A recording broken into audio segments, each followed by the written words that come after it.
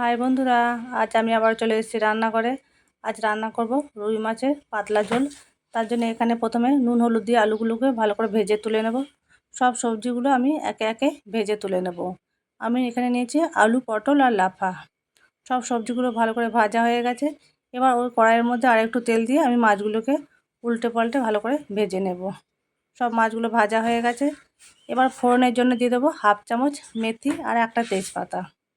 এবার দিয়ে দেবো আদা আর লঙ্কা বাটা, টমেটো বাটা আর দিয়ে দেবো জিরা আর মৌরি বাটা। সব মশলা দিয়ে ভালো করে কষে এর মধ্যে দিয়ে দেবো 1 চামচ মতো হলুদ গুঁড়ো। হলুদ গুঁড়ো দিয়ে আবারও ভালো করে মিশিয়ে আমি ভেজে রাখা সবজিগুলো দিয়ে দেবো। ভেজে রাখা সবজিগুলো দিয়ে ভালো করে মিশিয়ে স্বাদ মতো নুন দিয়ে দেবো।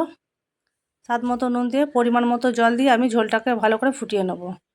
ঝোলটা ভালো করে ফুটে গেছে। এবার ভেজে রাখা মাছগুলো দিয়ে আমি নামিয়ে নেব।